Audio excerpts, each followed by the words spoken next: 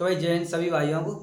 तो भाई हमने आज नया यूट्यूब चैनल खोला है जिस पर हम जो यूपी बोर्ड का नया एनसीईआरटी वाला मैथ है उसे भाई शुरू से लेकर एंड तक कराएंगे। तो भाई आज से हम स्टार्ट कर रहे हैं, जिस भाई को पढ़ना है वो पढ़ सकता है। तो भाई आज हमने किया है पहली एक्सरसाइज से शुरू कर रहे हैं। तो पहले एक्सरसाइज में पहला क्वेश्चन है आपका कि निम्नलिखित संख्याओं को अभाज्य गुणनखंडों के गुणनफल के रूप में व्यक्त कीजिए। तो भाई अभाज्य गुणनखंडों के गुणनफल के रूप में व्यक्त करना है। तो भाई कैसे करते हैं देखते हैं। भाई पहला है आपका 140। तो 140 के अगर हम गुणनखंड करें तो 140 के अगर हम फैक्टर करें गुणनखंड, तो पहले 2 से दिया 70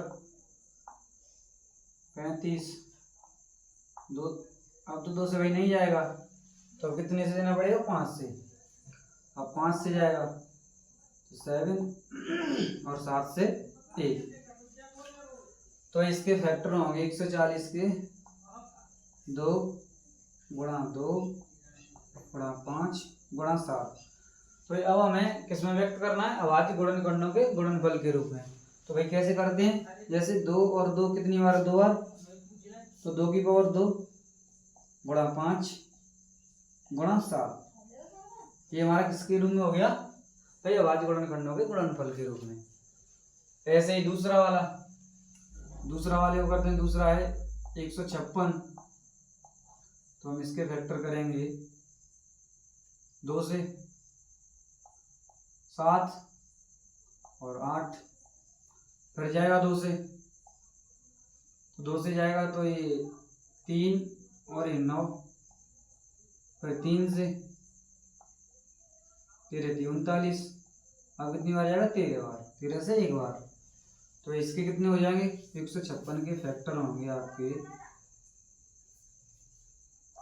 2 गुणा 2 गुणा 3 गुणा 13। तो इसे हमें किस में व्यक्त करना है, अभाज्य गुणनखंडों के गुणनफल के रूप में।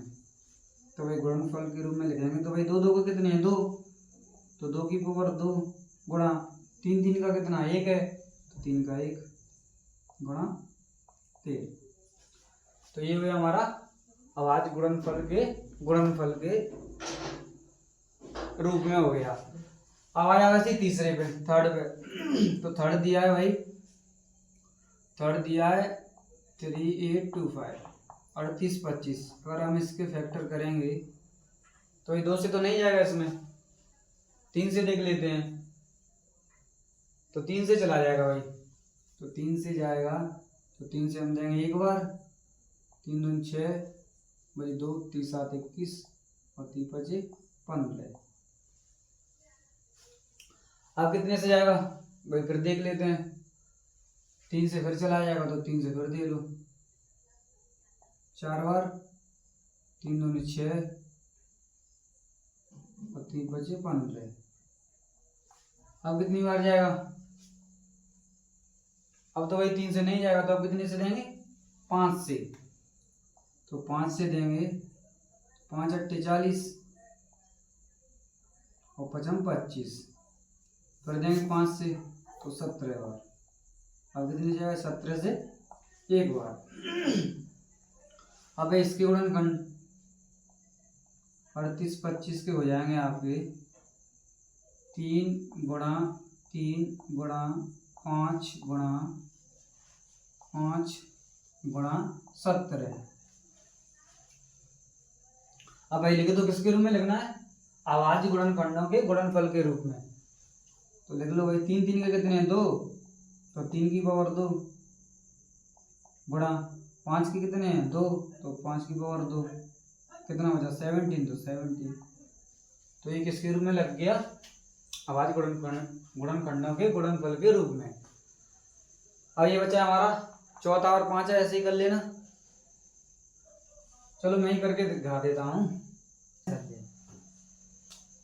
तो ये अब पांचवा करते हैं, देखते हैं। पांचवा है आपका वो फोर्थ करना है।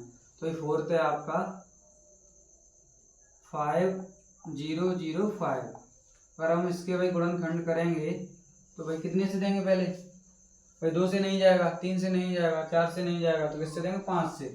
तो 5 से देंगे तो 1 0 0 1, 1000 एक बार जाएगा। अब कितने से दें भाई? 5 से तो अब जाएगा नहीं, तो अब कितने से दे लें? 3 से नहीं जाएगा, 7 से चेक करते हैं। 7 1 7 3, हाँ 7 से चला जाएगा, तो भाई 7 से दे देते हैं। तो 7 1 7 बची 3, 7 4 28 और 7 दिए 21, 7 से चला गया। अब भाई 7 से अब तो नहीं जाएगा, तो अब कितने से देते हैं? 11 से।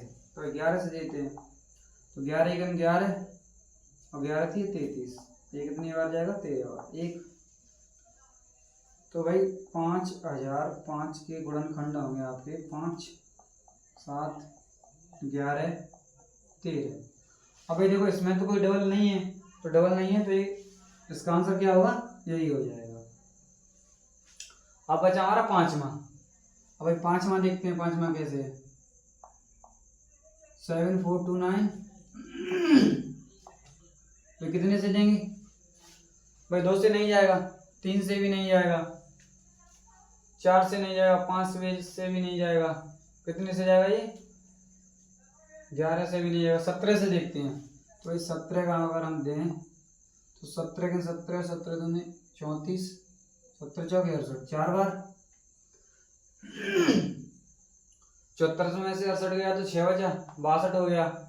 तो 17 3 51, 3 बार जाएगा, 51 और 62 बचा 11, यानी 119, और 17 का 7 119 होता है, तो ये 7 बार। अब 17 का वही नहीं जाएगा इसमें, कितने का दें? अब कितने से जाएगा? 23 से। तो 23 से देख के देखते हैं भाई, 23 से दें तो एक बार जाएगा, बचेगा कितना?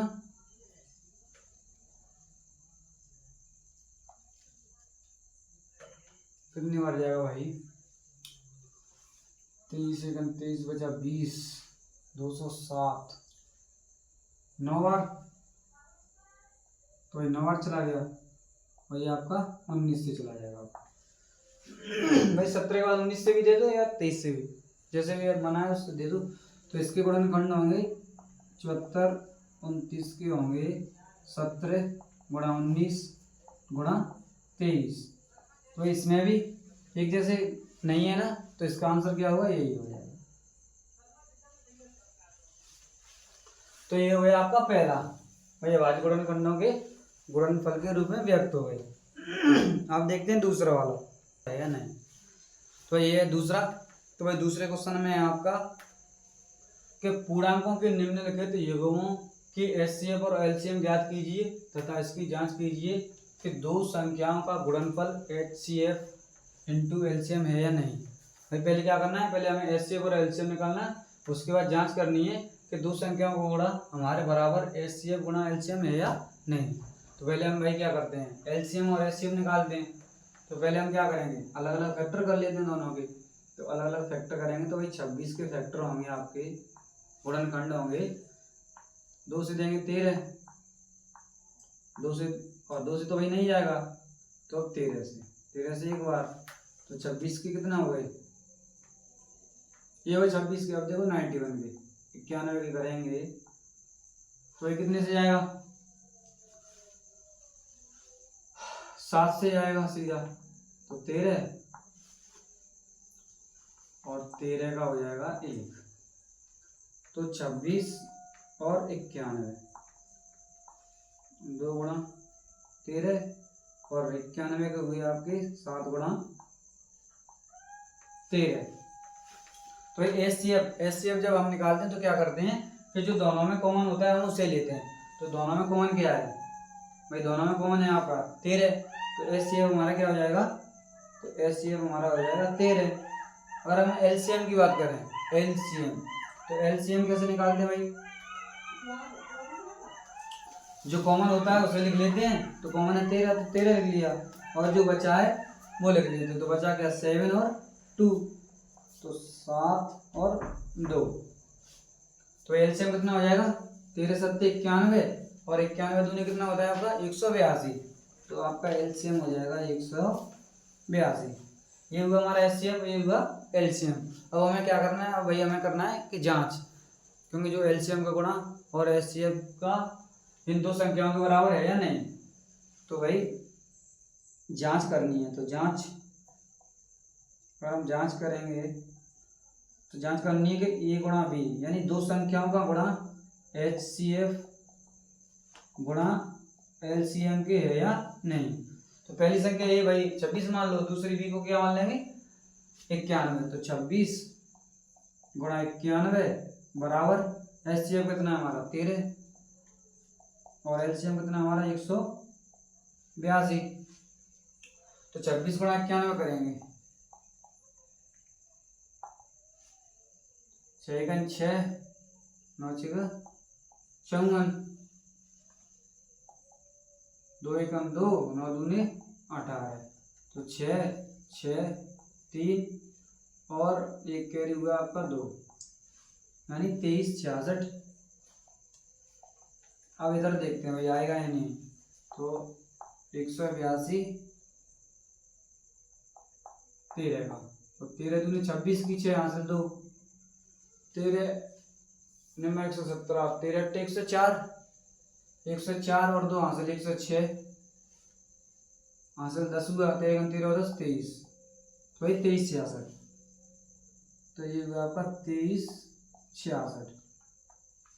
तो ये दोनों कैसे आपस में बराबर हैं, तो यहाँ पर लिख दो LHS बराबर RHS, यानी कि जो हमारा आया है वो सही है। तो ये अब देखते हैं दूसरा सवाल। तो दूसरा हमारा 510 और 92। भाई पहले इसका हम क्या निकालेंगे एलसीएम और एचसीएफ, और उसके बाद जांच करेंगे कि एचसीएफ का गुणा एलसीएम के साथ संख्याओं के गुणा के बराबर है या नहीं। तो पहले हम निकालते हैं एचसीएफ और एलसीएम। तो क्या करेंगे पहले गुणनखंड। तो ये कितने से जाएगा 2 से, तो 2 से देंगे तो 2 दूनी 4, 2 पंजे 10 और 2 पंजे 10। अब कितने से जाएगा 3 से, तो ये 3 से देंगे तो 8 3 24 बचा 1 और 5 3 15। अब कितने से जाएगा भाई 3 से तो नहीं जाएगा, 4 से भी नहीं जाएगा, कितने से देंगे 5 से। तो 5 से देंगे तो कितना आएगा 17 बार। अब भाई 17 से देंगे तो कितनी बार जाएगा 1 बार। और अब निकाल लो 92 के 92 के, अगर 92 गुणनखंड करें तो 2 से कितनी बार जाएगा भाई 46 46 बार। फिर 2 से देंगे तो 23। अब कितने से जाएगा भाई, अब तो सीधा 23 से ही जाएगा, तो 23 1 हो गया। तो एक 510 के गुणनखंड कितने हुए आपके 2 गुणा 3 5 गुणा 17 और ये 92 2 गुणा 3 गुणा नहीं भाई 3 नहीं 2 है गुणा 23। अगर भाई हम एचसीएफ की बात करें तो एचसीएफ कैसे निकालते हैं, जो दोनों में कॉमन होता है उसे ले लेते हैं। तो ये दोनों में कॉमन क्या है भाई 2 ऊपर है 2 नीचे है और तो संख्या है नहीं कोई, तो हम एचसीएफ कितना हो जाएगा हमारा 2। अगर हम एलसीएम की बात करें तो जो कॉमन आता है उसे लिख लेते हैं ओवेनेस्ट, कॉमन को हिंदी में बोलते हैं ओवेनेस्ट, यानी जो दोनों में सेम होता है, और जो बच जाता है उसे सबको लिख लेते हैं। तो ये 2 ये 23, ये ऊपर बचा 3 और ये ऊपर बचा 5 और ये 17। तो ये करके देखते हैं। तो हमें भाई जांच करनी है जांच, तो जांच करते हैं अब हम। तो यानी दो संख्याओं का गुणा बराबर LCM into HCF, LCM into HCF. तो ये एचसीएफ वो संख्या कितनी है हमारी भाई 510 गुणा 92 बराबर में भाई एलसीएम कितना आया है भाई गुणा कर लो इसका 23 दूने 46 46 दूने 92 और 92 17 पंजे 85, 85 दिया 255, यानी कि 255 इंटू 92,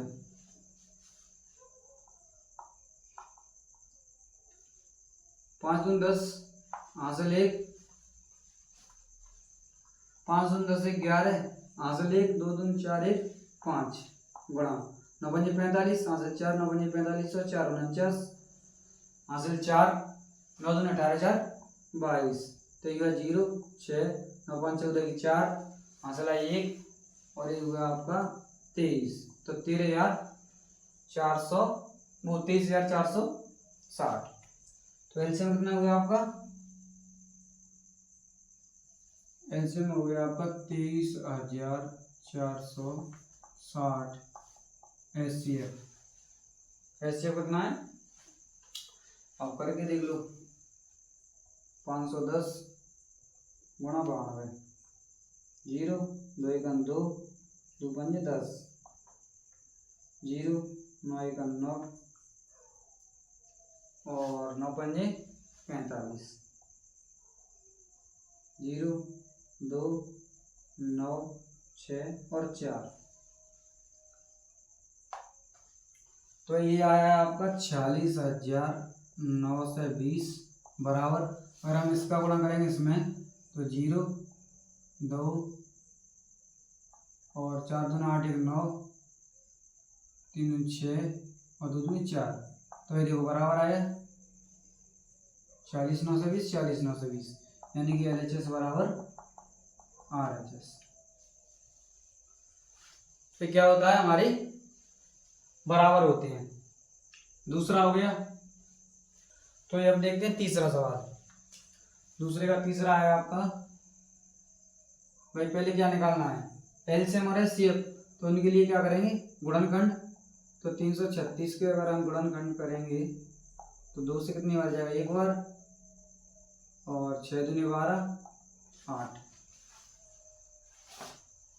अब कितने से जाएगा, 2 से फिर जाएगा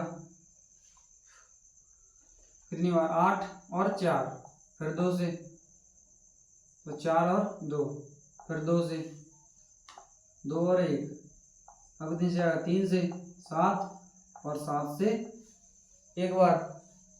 अब ऐसे किसके निकालेंगे भाई, 54 के 54 के, 2 से जाएगा कितनी बार 27, अब जाएगा 3 से 9 बार, 3 से 3 बार, और 3 से एक बार, तो ये 336 के अगर गुणनखंड हम देखें तो 2 गुणा 2 गुणा 2 गुणा 2, 1 2 3 4, 1 2 3 4, 3 गुणा 7, और 54 के 2 गुणा 3 गुणा 3 गुणा 3। तो ये हम एचसीएफ के लिए क्या करते हैं, पहले ये दोनों में कॉमन होता है उसे लिखते हैं। तो दोनों में क्या कॉमन है भाई, ये 2 कॉमन है आपका, और ये 3 कॉमन है। 2 भाई ऊपर है मगर नीचे नहीं है, 3 नीचे है मगर ऊपर नहीं, तो हमारा कॉमन क्या आएगा, एक तो भाई 3 आ गया, एक 2 आ गया, तो 2 कॉमन आ गया और 3। भाई जब 2 बार कॉमन आता तब एक बार लिखते हैं, तो ये 2 बार आया तो एक बार, ये 2 तो एक बार, तो एचसीएफ हो गया हमारा 6। अब हम एलसीएम, अगर हम एलसीएम निकालेंगे तो उसके लिए क्या करते हैं, तो जो कॉमन आता है उसे लिख लेते हैं, तो 2 गुणा 3, और जो बच गया उस सभी को लिख लेते हैं। तो बचा क्या हमारा भाई, ये वाला 3 और ये वाला 3, तो 3 गुणा 3, ये 2 ये 2 ये 2 3 बार, 1 2 3, अब क्या बच गया 7 का, तो ये लिखिए 7। अब एलसीएम का भाई मल्टीप्लाई कर लो, गुणा, पहले 2 2 को कर लेना, 2 दूने 4 दूने 8 दूने 16, अब कर लो 3 3 के 16, गुणा 3 तरह के 9 9 3 27 27, और गुणा बचा आपका 7 का, 16 7 कितने होते हैं 112, तो ये आपका इधर कर लेते हैं, 16 7 112, भाई ये 112 हो गया। अब कितने का देना है 27 का, तो गुणा करना है 27 का, तो 27 दूनी 54 की 4, हासिल 5, 27 एकम 27 और 5 कितने 32, 32 की 2 हासिल 3, 27 एकम 27 और 3 30, नहीं 3024। तो हमारा एलसीएम आ गया भाई आपका 3024। अब क्या करेंगे भाई, जांच करनी है। तो जांच क्या करनी है भाई, दो संख्या का गुणा बराबर होना चाहिए एचसीएफ के इंटू एलसीएम के। तो एस संख्या कितनी है भाई 336 गुणा 54, और एचसीएफ और एलसीएम कितना आया है भाई, एचसीएफ हमारा 6 है और एलसीएम कितना है 3024। गुणा कर लो भाई इसका, तो 336 में देंगे 54 का, 6 चौके 24 की 4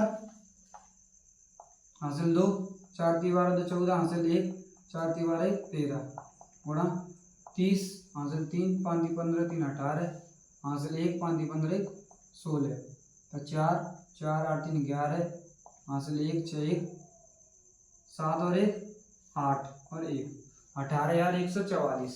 तो इसका आया तुम्हारा 18,144 बराबर, इसका कर दो इसमें, तो 6 चौके 24 हासिल 2, 6 दूने 12 और 2 14 हासिल 1, भाई आगे 0 है तो 1 कहेगा आगे और 6 3 18 है, तो ये बराबर है। तो यानी कि LHS बराबर RHS। ये भी हमारा क्या हो गया, आसानी से बन गया। तो ये अब देखते हैं तीसरा क्वेश्चन। तीसरा है कि अभाज्य गुणनखंड विधि द्वारा निम्नलिखित पूर्णांकों के एचसीएफ और एलसीएम ज्ञात कीजिए। तो ये हमें क्या ज्ञात करने हैं, एचसीएफ और एलसीएम। तो ये देखते हैं एचसीएफ और एलसीएम कैसे करेंगे भाई, किससे करना है, अभाज्य गुणनखंड से। तो अभाज्य गुणनखंड मतलब अलग अलग करके, तो ये पहले 12 के गुणनखंड करेंगे अलग, तो 12 के कितने होंगे 2 से कितने बार 6 बार, और 2 से 3 बार, और 3 से 1 बार। अब 15 की करेंगे गुणनखंड, तो ये 2 से तो नहीं आएगा तो 3 से देंगे, तो 3 से 5 और 5 से 1 बार। अब कितने के करेंगे 21 के, तो ये 2 से तो नहीं जाएगा, 3 से 7 और 7 से 1। तो पहले लिख लो सेम 12 15 और 21। फिर 12 के कितने गुणनखंड थे 2 गुणा 2 गुणा 3, 15 के 3 गुणा 5, 21 के 3 गुणा 7। अब भाई अगर एचसीएफ और एलसीएम निकालने हमें, तो अगर हम भाई एचसीएफ की बात करें, एचसीएफ, तो एचसीएफ के लिए क्या करते हैं कि भाई जो कॉमन मिलता है, भाई जब दो संख्या थी तो 2 में कॉमन देखते थे, मगर अब कितनी है 3, तो भाई जो तीनों में कॉमन, जो गुणनखंड तीनों में कॉमन मिलेगा हम उसे लेंगे। तो भाई तीनों में कॉमन क्या है भाई, 2 इसमें है मगर इसमें नहीं है, तो क्या है 3, भाई इसमें ये 3 और ये, यानी 3 3 3, भाई तो कॉमन क्या आ रहा है, यानी उभयनिष्ठ सेम, एक जैसा सेम किसमें है 3 है, तो भाई एचसीएफ हो जाएगा आपका 3, और तो कोई है नहीं, अगर और कोई होता तो क्या करते थे गुणा, तो 3 तो नहीं है। तो अब हम निकालेंगे एलसीएम। तो एलसीएम के लिए क्या करते हैं भाई, जो कॉमन आ गया उसे तो लिख लेते हैं, तो 3 तो आ गया, और जो बचा है उसे लिख लो। तो पहले हम देखें तो 2 गुणा 2, ये 2, इसमें दूसरे में 5 और तीसरे में 7, गुणा कर दो भाई, 7 3 21 और 5 दूनी 10 दूनी 20, 20 और गुणा 21 दूनी 42, यानी कि 420।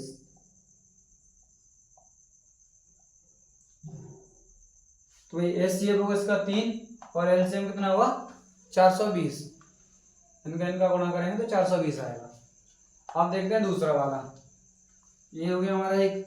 अब दूसरा वाला 17 है भाई, अलग अलग गुणनखंड करेंगे, तो इसमें तो नहीं 2 का जाएगा 3 का, सीधा 17 कितने से कटता है भाई, 17 से ही कटता है। तो ये हुआ हमारा 17 का, 17 से देंगे तो 1 बार। अब 23 का भाई, 23 का 23 से ही कटता है 1 बार, और 29 का भाई 29 से ही कटता है, तो तो ये 29 से ही कटेगा, तो ये होगा एक बार। तो 17, 23 और 29 बराबर इसका 17, इसका 23, इसका 29। तो अगर हम HCF की बात करें तो HCF में भाई हम क्या देखते हैं कि तीनों में जो होता है हम उसे ही HCF मानते हैं, मगर इसमें तो भाई तीनों में कोई कुछ नहीं दिखाई दे रहा। तो जहाँ पे कुछ नहीं दिखाई देता है उसका LCM कितना आता है, उसका HCF आता है आपका 1। क्यों आता है भाई 1? क्योंकि इसमें 1 का मल्टीप्लाई कर दें तो भी 17 ही जाएगा, और इसमें कर दें ऐसे इसमें कर दें तो कितना रहेगा, उतना का उतना ही रहेगा। इसलिए हमारा क्या कौन आ जाएगा यहाँ से 1, तो HCF कितना हो जाएगा हमारा 1 हो जाएगा। अब हमें निकालना है LCM। तो LCM के लिए क्या होगा भाई, जो कॉमन है उसे लिख लिया, तो भाई 1 ही लिखो या मत लिखो, 1 का मल्टीप्लाई करोगे तो उतना ही रहेगा। तो क्या हो जाए 17 गुणा 23 और गुणा 29 कर दो मल्टीप्लाई। तो 23 का करेंगे 17 से, तो 17 थी क्या होना असल 5, 17 दूनी 34, 34 और 5 कितना होता है 39, 391। वही 391 कितने का देना 29 का, तो 29 का और कर दो, 9 का 9, 9 81 की 1 हासिल 8, 9 30 27 और 8 35, 35 2 1 2, 9 दूनी 18 की 8 हासिल 1 और 3 दूनी 6 1 7, तो 9 2 1 3, 8 5 13 की 3 हासिल 1 7 3 10 11, यानी 11,339। एलसीएम कितना आएगा आपका तुम्हारा 11,339। ठीक है। अब देखते हैं थर्ड वाला। भाई अगर हम थर्ड का करेंगे तो पहले अलग अलग क्या करेंगे गुणनखंड। तो 8 के अगर हम निकालें तो 2 से 4, 2 से 2 और 2 से 1। और हम 9 के निकालेंगे तो 3 से 3 बार और 3 से 1 बार। और हम 25 के गुणनखंड करेंगे 5 से 5 बार और 5 से 1 बार। तो ये पहले लिख लो 8 फिर 9 और 25। 8 के कितने 2 गुणा 2 गुणा 2 और 9 के कितने 3 गुणा 3 और 25 के 5 गुणा 5। तो एचसीएफ की अगर हम बात करें, एचसीएफ के लिए क्या करते हैं, एचसीएफ के लिए करते हैं कि जो भाई तीनों में कॉमन आता है वो हमारा एचसीएफ होता है। मगर तीनों में क्या कॉमन है, कुछ नहीं है, तो कुछ नहीं कॉमन होता है तो हमारा एचसीएफ कितना होता है 1 होता है। तो ये एचसीएफ हमारा कितना हो जाएगा 1। क्यों होगा भाई, क्योंकि इनके साथ क्या रख दो, एक एक मल्टीप्लाई कर दो तो उतना ही रहेगा। तो इसलिए तीनों में क्या कॉमन आ जाएगा, कॉमन का मतलब जो सेम होता है सभी में कॉमन हो जाएगा कितना 1। तो एचसीएफ हो जाएगा 1। अब हम एलसीएम निकालना है तो एलसीएम जो कॉमन आएगा उसे छोड़ के सभी लिख लो। तो ये 2 कितनी बार 3 बार, 2 लिख लिया 3 बार और ये 3 कितनी बार है 2 बार और ये 25 कितनी वो 5 कितनी बार है भाई ये बराबर लगा लो। तो ये 5 × 5 मल्टीप्लाई कर लो भाई 2 दूनी 4, 4 दूनी 8 और 5 25, 25 और 8 2 से और 3 तरह के 9 और 2 से में 9 का करेंगे तो कितना होगा 1800। तो इसका एलसीएम हो जाएगा आपका 1800। ठीक है, हो गया आराम से, कोई दिक्कत नहीं है। तो भाई अब चौथा क्वेश्चन देखते हैं। चौथा क्वेश्चन है कि भाई एचसीएफ यानी इन दो संख्याओं का एचसीएफ 9 दिया है और एलसीएम ज्ञात कीजिए। यानी इन दो संख्याओं का एचसीएफ 9 दिया है तो हमें इन दोनों संख्याओं का क्या निकालना है, एलसीएम ज्ञात करना है। तो एलसीएम तो इसका भाई एक सूत्र होता है, तो सूत्र होता है भाई पहली संख्या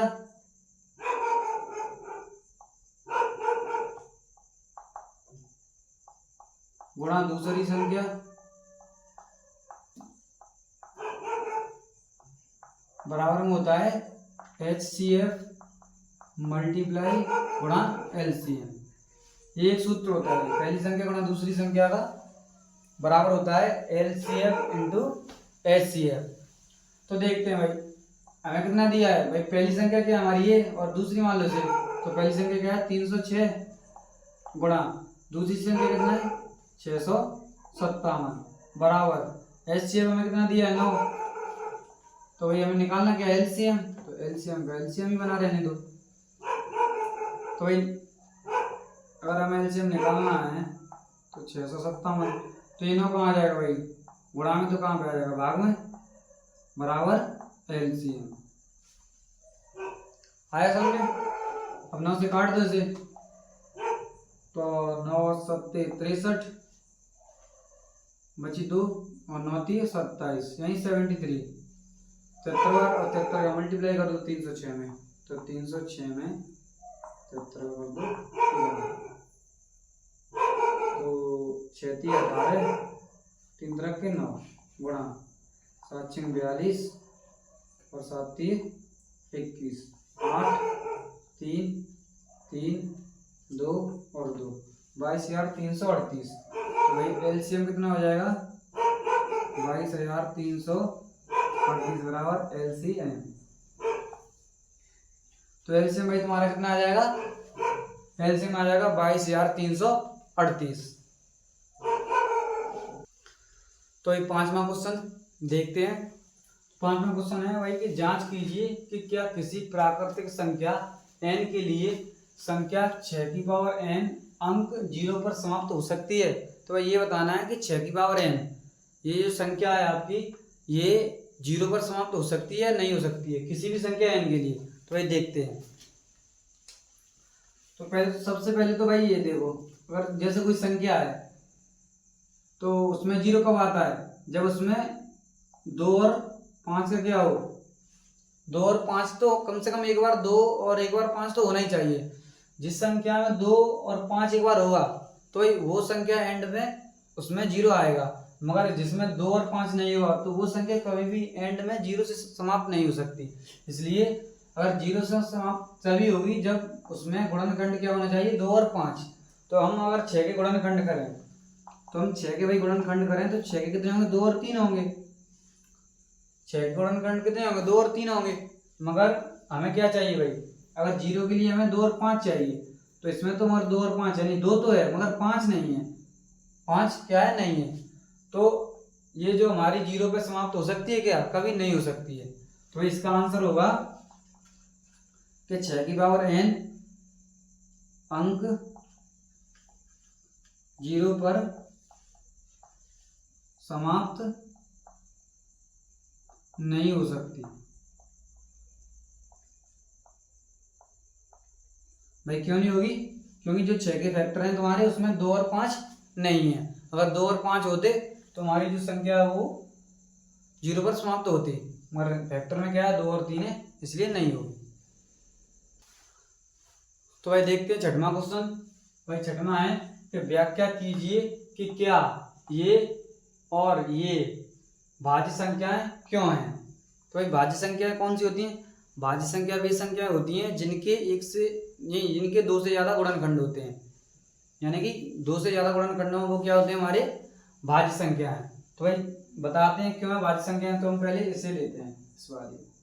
तो 7 गुणा 11 प्लस 13, तो यहाँ से क्या का कॉमन है, 13 और 13, तो 13 हमने कॉमन लिया, तो ये होगा यहाँ पे 7 11 प्लस 1, ये क्या होगा 13,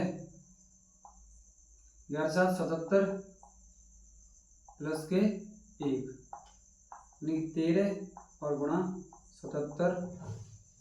भाई 2 तो ये हुए और 1 तो सभी का होता ही है, तो यानी कितने हुए हमारे गुणनखंड, 1 से ज़्यादा, वो 2 से ज़्यादा हुए, यहाँ क्या लिखेंगे, अतः इस संख्या के 2 से ज़्यादा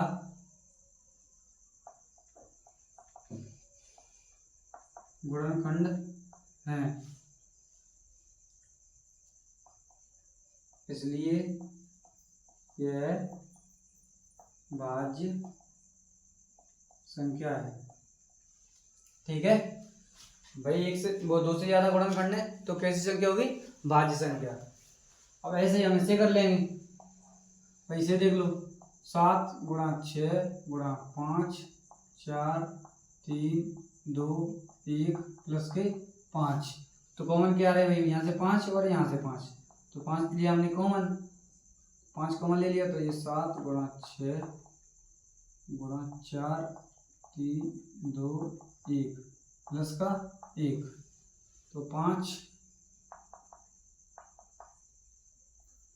में मल्टीप्लाई कर लो, तो 2 3 6 6 चौके 24 और 7 6 42, तो 42 गुणा 24, 24 24 दिन कितने होते हैं 48, हासिल 4 और 24 चौके 96, 96 और 4 कितने होते हैं, 96 4 होते हैं 100। तो ये 8, तो ये हो जाएगा भाई 1008 और प्लस का 1, यानी कि 5 गुणा 1008 और 1 1009 और 1 तो भाई सभी का होता ही है, तो इसके भी कितने हो गए 2 से ज़्यादा गुणन करने, इसके भी 2 से ज़्यादा गुणन करने, तो इसका मतलब क्या है, ये हमारी कौन सी संख्या है, भाज्य संख्या है, तो ये कौन सी मान लिख देंगे, ये वाली। अतः इस संख्या के 2 से ज़्यादा गुणन करने, इसलिए यह भाज्य संख्या है। ठीक है, तो ये अब देखते हैं 7वां सवाल। तो ये 7वां सवाल बहुत लंबा था, इसलिए हमने लिखा नहीं है, एक बार बोल देते हैं और फिर समझा देते हैं। तो ये आपका क्वेश्चन है कि किसी खेल के मैदान के चारों ओर एक वृत्ताकार पथ है, इस मैदान का एक चक्कर लगाने में सोनिया को 18 मिनट लगते हैं, जबकि इसी मैदान का एक चक्कर लगाने में रवि को 12 मिनट लगते हैं। मान लीजिए वे दोनों एक ही स्थान और एक ही समय पर चलना प्रारंभ करके एक ही दिशा में चलते हैं, तो कितने समय बाद वे पुनः प्रारंभिक स्थान पर मिलेंगे। तो भाई ये बताना है। तो कितने कितने पे चलते थे आपके, एक 12 पे और एक 12 मिनट में लगाता है और एक 18 मिनट में। तो भाई एक चक्कर लगाता है 12 मिनट में और एक लगाता है 18 मिनट में, तो भाई चक्कर लगाते टाइम एक ही समय पर कब मिलेंगे।